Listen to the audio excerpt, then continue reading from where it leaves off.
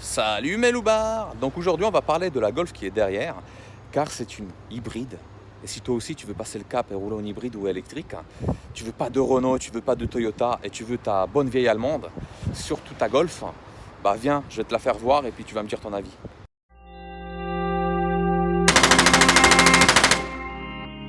Donc tu vois extérieurement gris métallisé. Donc l'ensemble il est sympa, il est sobre.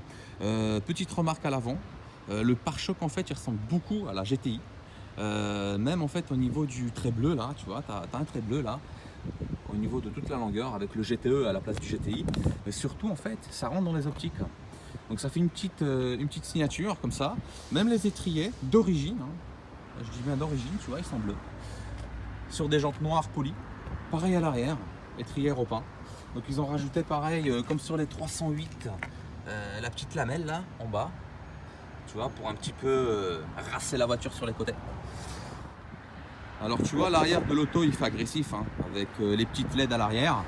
Tac, tu vois, c'est beau comme tout. Double sortie, donc double sortie chrome. En évidence le petit GTE, tu vois, bien bleu. Tu vois, pour dire genre t'es écolo mais pas trop quand même. Pareil au niveau des logos en fait. Donc au niveau du logo, tu vois, à l'intérieur, tout est bleu. Sympa. Le petit spoiler à l'arrière, donc par rapport à une série normale, en fait, il est un peu plus grand. Au niveau du coffre, pas beaucoup de changements, sauf en fait, c'est sous le tapis, tu vois, il y a tout le système hybride, avec certainement les batteries plus bas en fait. Donc voilà, tu pourras pas mettre une roue de secours par exemple. À part ça, la partie haute, pas beaucoup de changements, et puis tu traînes avec tes câbles parce qu'en fait, c'est une hybride rechargeable. Donc en gros, là, tu mets l'essence, il n'y a aucun problème. Et je te ferai voir tout à l'heure, mais derrière le logo de devant, derrière la calandre, il y a une prise électrique. Donc regarde-moi cet intérieur, il est super sympa. Donc il y a un petit côté GTI quand même, hein. Malgré que les surpiqûres, là-dessus, les swipe bleu, bah ouais, ils essayent de nous foutre de l'électrique partout, hein. Je sais pas pourquoi l'électricité ça correspond au bleu, mais bon, peu importe.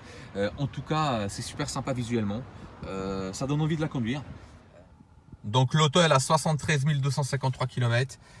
Visuellement, il n'y a aucune usure, il n'y a rien, tout simplement, il n'y a rien à dire. Les mousses sont de très très bonne qualité, le tableau de bord, il ne bouge pas, hein. Ça reste du VV, ça reste de la bonne mousse, du bon plastique. Rien à dire au niveau des usures, ni au niveau des sièges. D'ailleurs, je suis super bien assis dedans. Donc extérieurement, comme ça, on dirait pas qu'ils sont baquets. Mais il y a un petit truc, hein, il y a un petit truc qui te maintient sur les côtés. Il y a quand même un petit esprit, un petit grain, une petite poussière de sportivité dans cette caisse. Donc la partie centrale elle change pas beaucoup, hormis quelques petits détails comme le mode électrique justement, parce que ça te fait voir en fait où la voiture elle en est. Par exemple là tu vois, elle t'indique 21 km d'autonomie électrique à 100%. Après bon il y a des petites surpiqûres qui sont sympathiques. C'était toujours dans l'esprit écolo. Mais à part ça, par rapport à une Golf traditionnelle, il n'y a aucun changement. Le frein auto il est là, l'accoudoir il est là. Voilà, ta ventile, enfin, je vais pas te présenter la Golf, hein, tu la connais. Boîte à gants, il n'y a pas de batterie dedans. Donc elle est normale. Donc allez, on va démarrer la bagnole. Donc tac, je mets le contact en fait, tu vois. Voilà, elle est démarrée là. Et tu vois, ce qui est bizarre, en fait, le premier réflexe, c'est qu'on cherche le bruit moteur. C'est vraiment bizarre, hein. Il n'y a pas un bruit.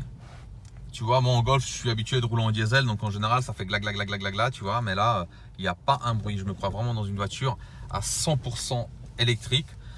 Et d'ailleurs, c'est le cas, hein, parce qu'elle a une autonomie, donc là, tout de suite, de 20 bornes.